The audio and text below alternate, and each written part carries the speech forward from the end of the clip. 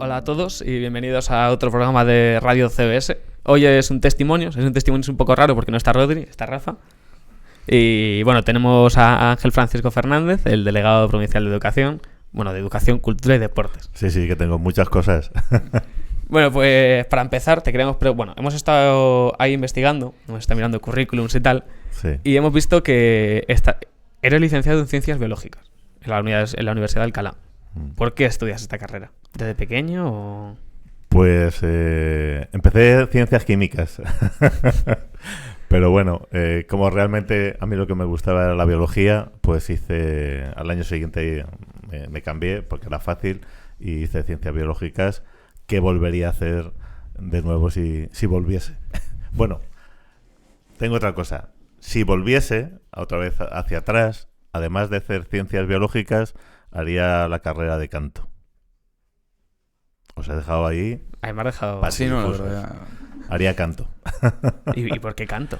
Pues porque estuve también mucho tiempo haciendo canto, estuve en el coro universitario y me ha gustado cantar toda la vida y creo que era una de las cosas que tenía que hacer, ¿no?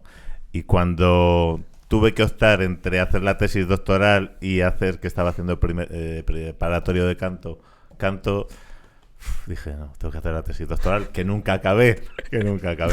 Entonces se me quedaron las dos cosas a medias. Así que si volviese, pues haría canto. Y yo quería hacerte una pregunta, que es, ¿qué te animó a ti a ser profesor? Porque luego fuiste profesor después de estudiar la carrera. Pues a veces la vida nos lleva por sitios donde tú no en ningún momento tenías pensado. Yo os voy a contar esto. Cuando acabé la carrera, empecé a hacer la tesis doctoral en un departamento de microbiología y dije, yo no quiero trabajar en nada que tenga que ver con enzimas. ¿Sabéis en qué trabajé? ¿En qué? En enzimas. Y dije, educación, digo, a mí esto no me gusta, no, yo quiero investigar, quiero salir fuera, quiero hacer algo. Pues unas compañeras mías, Ángel, preséntate, cogemos los temarios de una posición que eran caros, los dividimos, hacemos fotocopias, tal, no sé qué. Bueno, pues venga, nos presentamos. Pues nos presentamos a la posición y apruebo. Y yo no quería dedicarme a la educación. O sea, la vida te ha ido llevando por sitios que no. Lo que tengo que decir, y lo he dicho anteriormente, es que si tuviera que volver, lo volvería a hacer. La educación es lo que más me ha dado en la vida. Lo que más me encanta es que dices, que te presentas a las oposiciones como, pues quien decide, la semana que viene voy a ir a comprar el Carrefour y me da el Mercadona, y las apruebas. Bueno, es que esto, si digo las aprobé, me salió muy bien, algo tendría, ¿no? Es igual, tú tienes una serie de competencias que has ido adquiriendo y de conocimientos, y hay gente que en un momento determinado, ante una situación de estrés, se viene abajo, y otra gente saca lo mejor de sí mismo. Pues fue lo que a mí me pasó. Yo me examiné en Toledo en el mes de julio con un calor infernal en un instituto Al-Sefarad, que hace poco estuve por ahí y dije, aquí aprobé yo. Y entonces yo dije, cuando salí de aquel examen, sentía que la cabeza la tenía vacía. Llegué al grifo, llegué al baño, metí la cabeza debajo, abrí el grifo y dije, bueno, ya lo he hecho. Y cuando salía con todos los pelos mojados, me hice una lectura, ¿no? La he hecho estoy muy bien. Bueno, y así... Pero eso es muy importante. El querer hacer las cosas aportan un porcentaje. No sabría cuál decirte, ¿no? Para conseguirlas. Y yo lo conseguí. Y luego casi me dio una depresión por haberlo conseguido. Pero bueno, eso es otro cantar. Claro, porque tu vida cambia, ¿no? Yo estoy hablando, me estáis preguntando cosas mías personales. Entonces yo cuando apruebo la oposición, de repente, ¿qué hago con la carrera investigadora? Ya no puedo hacerla y tal.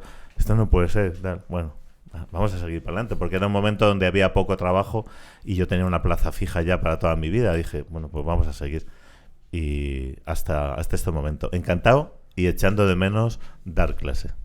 Claro, y también lo que te he dicho antes, hemos estado ahí pisando el currículum y hemos visto que fuiste profesor y luego director, ¿no? Sí.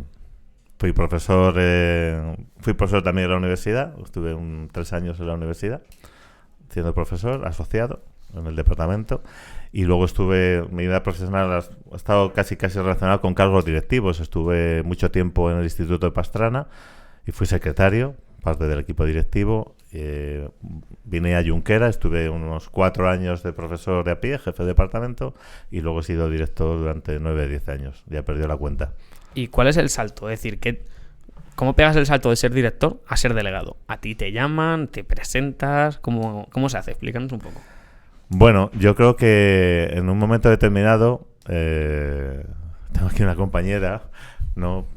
Formamos parte de un equipo de directores, de una asociación de directores, y veíamos que era necesario en la asociación pues que hubiera una propuesta de alguien de la asociación para poder ser director, ¿no? Un poco decir, alguien que tenga un bagaje, que tenga años de experiencia, que haya pasado por diferentes sitios. Y bueno, pues entre unos y otros, pues dijimos, bueno, nosotros si alguien quiere contar con nosotros, pues que nos lo diga. Y vinieron a contar con nosotros y bueno, yo dije, sí, yo voy de director y Charo, que está aquí, viene conmigo, si no, yo no voy. Y entonces, bueno, es una gran profesional y ahí estamos, trabajando mucho, hemos trabajado muy duro, porque el objetivo que teníamos claro, lo teníamos bastante claro, que era mejorar la situación de los centros y la educación en Guadalajara.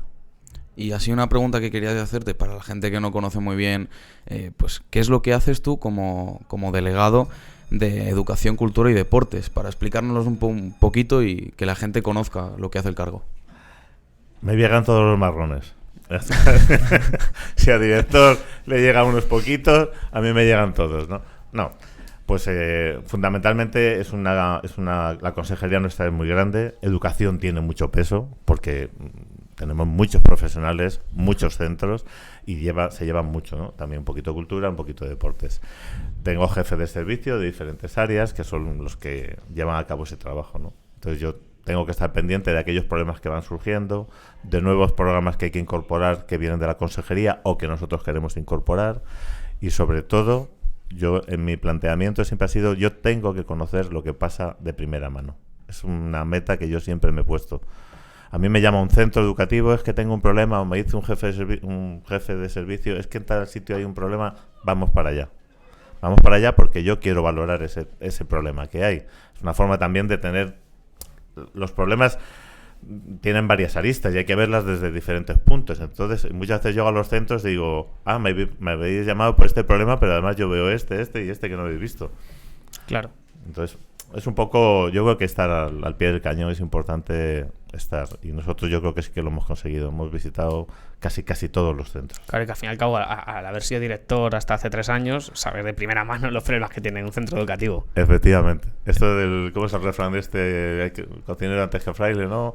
Pues esto es lo mismo. O sea, yo he sido alumno y me sé todas las triquiñas de los alumnos porque también he sido buena pieza y bueno, y luego pues de director pues también, ¿no? Y de profesor. Entonces creo que tienes un aprendizaje, un bagaje sobre todo lo que tiene que ver con la educación en este caso, que me permite afinar mucho en las decisiones. Uh-huh. Claro, y una pregunta sí que me surge, que es más personal, que al fin y al cabo, ¿cómo afrontas tú a nivel personal? Que tú estás siendo director en Junquera. Uh-huh. ¿Cómo afrontas juntarte con los máximos exponentes políticos de Castilla-La Mancha? Es decir, que es un salto, la gente que tú al fin y al cabo ves en la televisión, que sale a dar ruedas de prensa, tú estás con ellos mano a mano solucionando problemas. Sí.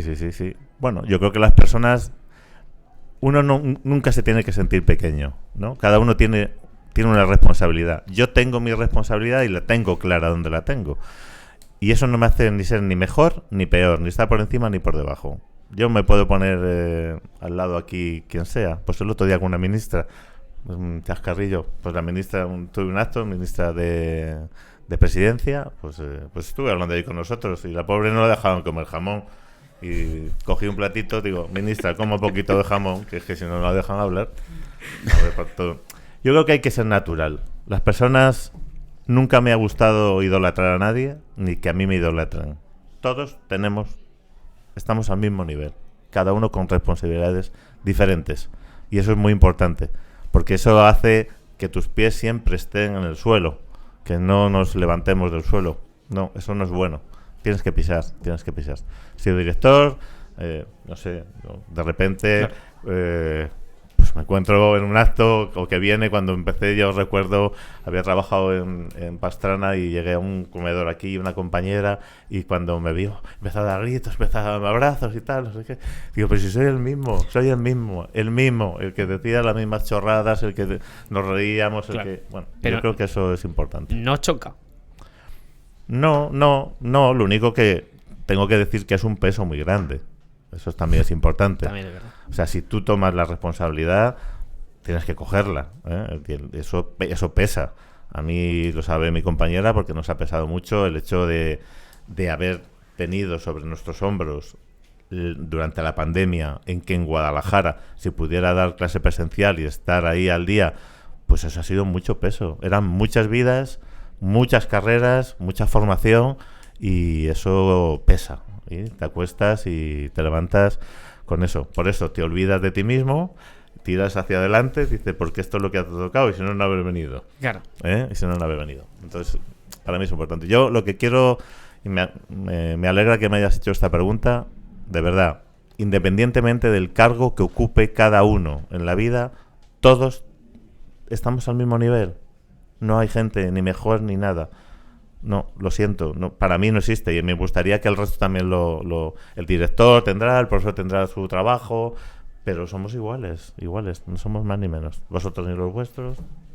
Y relacionado con el COVID, quería yo preguntarte cómo ha sido afrontar para ti una situación tan novedosa como una epidemia mundial. ¿Cómo has afrontado ante la educación esto? Claro, y encima tampoco tuviste mucho margen, porque entrasteis a la delegación. Nada, yo entré en el mes de julio del 19, me nombraron el día 25, y en febrero estábamos cerrando los centros. Yo además recuerdo aquella tarde-noche, porque fue así. Estábamos en la delegación, no sabíamos qué iba a pasar, estábamos esperando que sonaran los teléfonos, y sonó el teléfono, los centros educativos se cierran, y los que estábamos allí, estaba Charo, compañeros de la delegación, dije yo orden de llamamos a cada uno de los directores y directoras por teléfono para explicarles que se cierran. No mandamos un mail, no mandamos nada. Se llamó a cada uno de los centros educativos para hablar con cada uno de ellos, para decirle la situación y que se cerraba. Y que estábamos trabajando y que nos íbamos a poner a la carga. Lo que más me ha costado ha sido lidiar con los miedos. Eso ha costado mucho. Lidiar con los miedos, se acerca a las personas, tanto de alumnado, de padres, de profesores y de la sociedad en general. Lidiar con el miedo es lo que ha sido más complicado, porque había cosas que técnicamente sabíamos cómo había que hacerlas, pero había mucho miedo. Y claro, el exceso de miedo hace que las cosas no funcionen como deban. Pero bueno, al final, y de eso sí que estamos orgullosos en Guadalajara, Guadalajara tuvo enseñanza presencial todo el tiempo. Después del confinamiento, cuando salimos del confinamiento, Guadalajara fue, la comunidad autónoma también, pero Guadalajara fue una de las que todas las enseñanzas estuvieron en presencial. Eso fue un esfuerzo muy grande, y un esfuerzo donde vimos que hubo solidaridad por parte de compañeros que cambiaron turnos y se fueron de la mañana a dar clase por la tarde, del alumnado también, de instituciones que nos dejaron espacios. O sea, la pandemia, cuando la veamos un poco más alejada, porque todavía no hemos salido, está ahí coleteando, no sé cuándo decidirán que se acabe. Yo con lo que me quedo, que soy una persona positiva, es con lo que aprendimos como sociedad. Y eso no se debe olvidar, que también lo digo, que a veces la vida va tan rápida que rápidamente se nos olvida, ¿no? Ese compromiso con el de al lado, que te daba igual quien fuera, pero tú tenías que ayudarle, yo creo que deberíamos interiorizarlo más, ¿eh? Es algo muy, muy, muy positivo. Y una parte muy negativa fue toda esa cantidad de gente que falleció, y bueno, y que gente que no se pudo despedir, y todas esas cosas, que cada uno hayamos tenido una situación, me imagino, cercana al respecto. Pero bueno, es lo que hay. Que al fin y al cabo hay que sacar lo mejor de cada cosa. Sí. De la pandemia hay que sacar eso, que al final, efectivamente, como sociedad nos unimos muchísimo. Eso yo creo que será recordado porque es espectacular. Y saliendo de este tema, quería hacer una pregunta que es también un poco ahí, es complicadilla, no nos vamos a mentir, que es, tú has estado como director, tú lo has dicho, que hay que Sí. tener los pies en el suelo. Sí, Tú has estado en el frente de batalla y a la Sí. vez eres delegado de educación. sí. ¿Tú qué opinas sobre que haya tantas reformas en leyes educativas? Porque al fin y al cabo tú has estado al frente, supongo que de esas reformas en parte, y a la vez también las has sufrido como director. Sí. ¿Tú crees Sí. que es bueno para tanto alumnos como profesores y para el sistema educativo que haya tantas reformas distintas? Vamos a ver. Yo voy a hablar no voy a hablar como delegado. No voy a salir de mi cuerpo porque a veces también es bueno hacerlo. Yo soy un apasionado de la educación y a veces hay más ruido en las reformas, que de lo que de reforma tienen, ¿vale? Si vais analizando todas las reformas que hay, venimos hablando de competencias, de aprendizaje competencial desde hace ya muchísimo tiempo, ¿no? Muchísimo tiempo. Y a veces agentes externos que tienen que estar, ¿no? Que tienen que estar hablando de educación, yo creo que no conocen la esencia de lo que se tiene que dar en la educación. Y ahora, por ejemplo, que estamos hablando de la nueva ley, la LOMLOE, basada en un aprendizaje competencial, donde deja un poco de lado, no de lado, donde da más valor o pone el foco en cómo hacer las cosas, diferentes competencias. Yo puedo saberme todo el inglés del mundo, pero si no lo sé utilizar, no soy competente en el idioma extranjero, por lo tanto de poco me sirve para mí mismo, pero para nada más, ni para comunicarme, ni para nada. Entonces, ahora mismo que hay críticas, ¿no? Siempre que hay reformas hay críticas y los humanos somos inmovilistas. Eso, ¿tú te sientas ahí siempre? ¿En ese sitio? No. No. Tú prueba, cuando alguien en casa, nos sentamos Sí, en un mismo casa sitio, sí. ¿no? En la mesa sí, eso es cierto. Siéntate donde te siente tu padre o tu madre. Cuando llegue ya empezará a dar vueltas, como ya pollo sin cabeza, no sé qué hacer. Le digo que se levante, que no se levante. Somos muy movilistas y en ese sentido es muy importante en la sociedad que nos toca vivir, y a vosotros más, porque sois más jóvenes, la flexibilidad a la hora de abordar las diferentes situaciones. Yo creo que la reforma que ha venido ahora mismo, ojalá. Además es que yo estoy convencido que si los cogemos a los partidos políticos y los separamos y les hablamos de la reforma, estarían todos de acuerdo. Pero como hay que hacer ruido a veces, pues estamos enfrascados en el ruido. Y eso no nos beneficia a nadie, no nos beneficia a nadie. Vosotros, que habéis acabado toda la formación obligatoria, la enseñanza que tenemos o que teníamos, aunque en los papeles estaba que no tenía que estar basada en el aprendizaje del contenido puro y duro, pues fundamentalmente o lamentablemente se basa.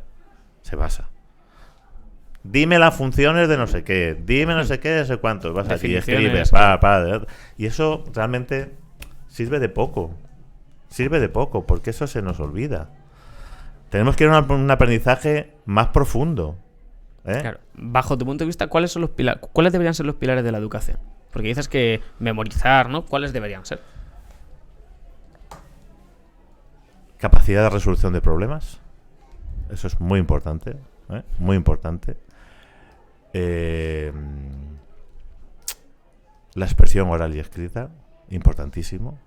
Hay gente que si no sabe comunicarse y no sirve para nada. Claro. ¿Vale? Esas dos son muy importantes. Es que para mí, aprender cosas sin saber y sin poder aplicarlas tiene simplemente un tiempo que tú memorizas. Las profesoras de lengua, si yo le pregunto a la profesora qué es un ribosoma, ¿sabría decírmelo? Eso es algo de lo tuyo, Ángel, eso es muy de biología. Claro, y ella si me dice de esas cosas que decís de lengua, de... Un morfema flexivo. Bueno, yo ya me quedé ahí muy lejos. Quiero decir que a veces los contenidos son excusas para organizar el cerebro de una forma que tú puedas aprender después lo que sea. El ribosoma lo he explicado yo y lo saben todos, y vosotros estéis más cercanos y posiblemente sabréis lo que es. Pero cuando pase un tiempo, el ribosoma aquel era una cosa que nos había dicho el de ciencias y no sabíamos ni para qué servía. Ángel, por favor, explícanos qué es. ¿Qué es un ribosoma? Sí, ya tenemos curiosidad. Por curiosidad ya. A ver, a cada parte. Yo soy de sociales. De sociales. Bueno, Yo también. En la célula hay una serie de estructuras y la célula es una unidad perfecta. O sea, la evolución ha hecho lo mejor que podía hacer, ¿no? Y es una estructura que se encarga de sintetizar proteínas. Proteínas que sirven para muchas cosas, para el pelo, para el músculo, para las inmunoglobulinas, para las defensas, para los huesos. O sea, proteínas hay, bueno, infinidad de funciones. Pero ¿qué vengo a decir? ¿Es importante saber la función del ribosoma?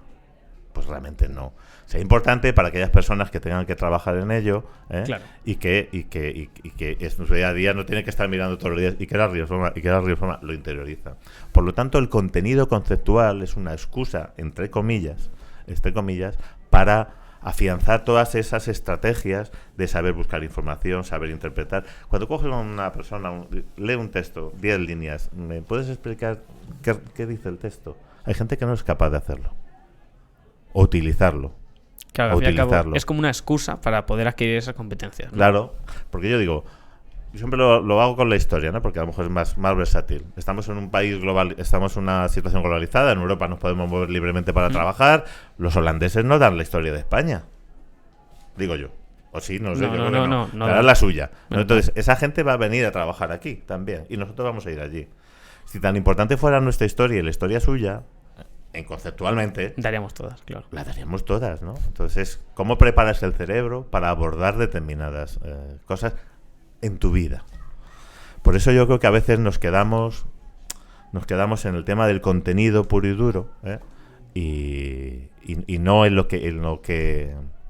el camino que tú has hecho para aprender todo eso, ¿no? Un trabajo, todo lo que habéis tenido que montar aquí vosotros. Esto es un aprendizaje, vamos, o sea, único, todo claro. Sí. O sea, habéis hasta aprendido tipos de micros, cuáles había, cuáles eran mejores, o sea, todas esas cosas porque lo habéis necesitado. Pero lo tenéis aquí porque seguramente habéis sabido enfocar el problema, buscar soluciones y aplicarlas. Y eso es lo que estamos pidiendo y lo que pide la sociedad del siglo XXI. Por eso la reforma es tan importante. Y sí, a los profesores nos cuesta porque nos cuesta ese cambio. Estamos seguros cuando yo llego a clase y digo, a ver, la célula. Pero eso, a lo mejor es más interesante, en vez de lo que hay dentro de la célula, que estamos formados por células, no sé, la diversidad de organismos que hay, cómo se adaptan al medio, todo el tema del cambio climático, cómo lo va a afectar, la crisis energética, no sé, hay determinadas cosas que son importantes. Yo creo que es necesario de verdad y además ahora mismo la sociedad va demasiado rápido y no nos podemos quedar atrás. Y hay muy buenos profesionales, muy buenos docentes. Yo diría que una gran mayoría que necesitan estímulo, que necesitan a veces esa confianza. ¿Sabré hacerlo yo? Sí, claro que sabes. Si ya lo estás haciendo. Si hay gente que lleva haciendo reformas antes de que saliesen. El verdadero docente. Claro. Y para acabar la entrevista, que ¿Ya se acaba? Luego tienes otra parte. Sí, pero para acabar está chulo el micro, esto es maravilloso. Me gusta. ¿Cómo te escuchas? ¿Cómo valoráis desde la Junta Sí. proyectos como los que hay en este centro, como la radio, la revista? ¿Con qué ojos se ven? Para mí, con los mejores ojos. Porque esto es hacer reforma, esto es aplicarla a los LOE. Aplicarla a los LOE es que todo el alumnado pudiese pasar por aquí, por ejemplo. ¿No? Que estén haciendo textos en lengua, pero que vengan luego aquí a exponerlos, a hablar, a llevar un programa, no sé. Eso es aplicar. La reforma es aplicar, interiorizar todo aquello. Por lo tanto, bienvenidos. Si nos sentamos en el aula y nos quedamos ahí pegados, que estamos todos más aburridos que un mono, eso no sirve para nada. Por lo tanto, el alumno tiene que ser el centro del aprendizaje y eso no se nos puede olvidar. Y hay algo, y esto a lo mejor vosotros no lo entendéis, el tema de cuando se habla de burocracia en la educación. Yo necesito saber, y el alumno necesita saber qué se le va a pedir y en qué situación está en cada momento. En qué situación está en cada momento del aprendizaje. Y cuando llega al final de curso, porque la evaluación es continua, tendremos que valorar a dónde ha llegado. Lo de las medias son muy malas. muy mal a las medias. Yo voy a poner un ejemplo que mis alumnos lo entendían claramente. Nosotros teníamos un grupo pequeño y hacíamos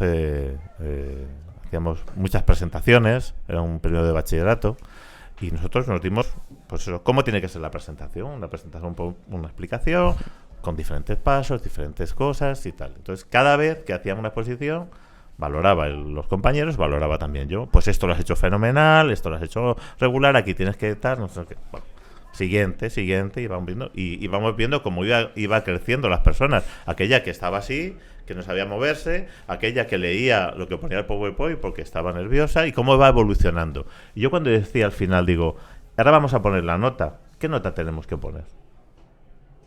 Os pregunto, ¿qué nota ponemos? A día de hoy no influye tanto la evaluación, No. sino lo que haces. No, digo, en ese Claro. caso, en ese proceso, ¿qué nota le pongo? En la primera le había puesto a lo mejor un 2, luego otra le había puesto un 3, luego le había puesto un 5, luego le había puesto un 7 y luego le había puesto un 8 o un 9. ¿Qué nota llevaría ese alumno? La media de todas. ¿La media? Entiendo yo. ¿Y por qué la media? Es por lo que nos regimos a la hora de No. trabajar. Cuando hacemos trabajos, cuando tú lo finalizas, por ejemplo, haces 3 trabajos y depende de... A lo mejor has aprendido más a lo largo del curso. Cuando tú has hecho una presentación, te has quedado tímido, te has quedado callado, Sí. no podías hablar, y luego... Sí. Imagínate en el tercer trimestre, cuando ya vas a acabarlo, eres capaz de soltarte en público, de hablar, Sí. de mirar la presentación, o sea, Sí, de soltarte a la hora de exponer. sí.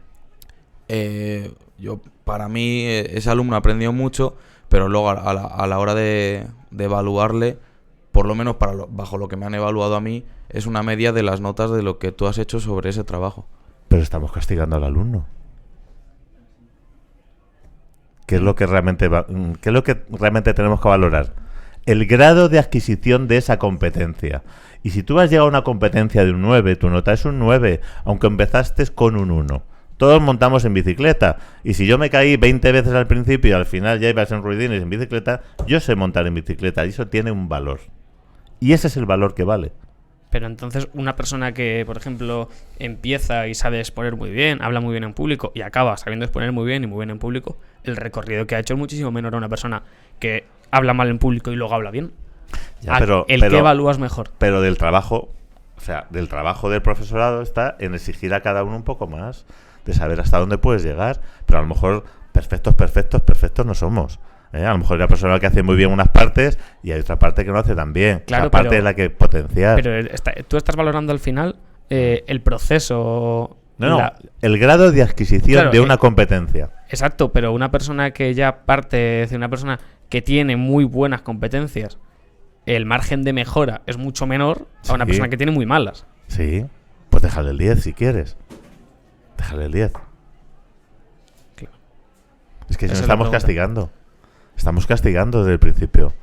Hay una cosa en evaluación, y yo siempre digo que la evaluación, a mí, yo también soy alumno a veces, he seguido estudiando otras carreras, otras cosas. La evaluación debe ser continua, porque no tiene sentido si no es continua, ¿de acuerdo? Y tiene que ser motivadora. O sea, yo te tengo que motivar para que tú quieras ser mejor. Y tú en un momento determinado, ¿por qué? O sea, si tú sabes todo aquello que se está pidiendo y hay unas cosas que tienes flojas y quieres seguir trabajando en esas, tienes que tener posibilidad para que te valoren en ese momento si has llegado y a qué punto has llegado. Eso es importante. Eso es un cambio muy importante en la educación y Claro. es el cambio que tenemos que dar. Que al fin y al cabo lo que planteas es valorar cómo sales del curso. Claro. Claro, y no Vale, ya entiendo, vale. Claro, Vale, sí. un Claro. alumno que es brillante.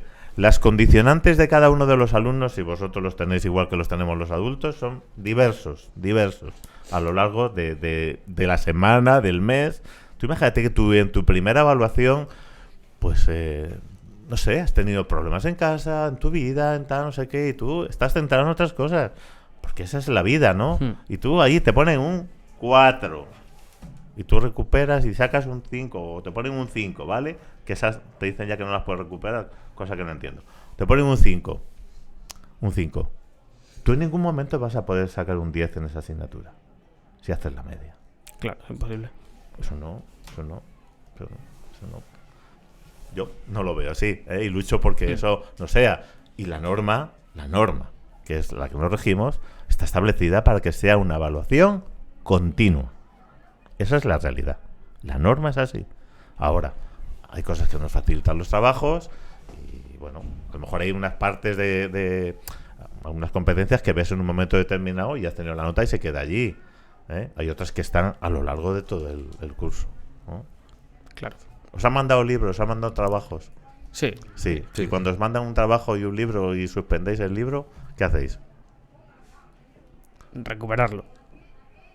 Claro. ¿Pero suspende la evaluación? Suelen suspenderla, sí. Bueno, depende del profesor. Hay profesores que dicen que suspendes el libro, sí, pero no. Por norma no. Por norma, si suspendes el libro, pues te hacen media con eso. Ya, pero el libro tendría un sentido, ¿no? Yo te mando un libro porque quiero que consigas algo. Aumento de vocabulario, no sé, que entiendas diferentes del autor, estilos, no sé, diferentes cosas que puedas conseguir a través del libro. Entonces tendré que intentar que vuelva a salir un libro similar o parecido, o a lo mejor te quiero castigar un poco, en vez de uno te lees dos. Pero el libro tiene un cometido, ¿no? Es muy importante el tema de la evaluación. Esto da para mucho, ¿eh? Da para Sí. mucho. Bueno, pues vamos a dejar aquí la entrevista.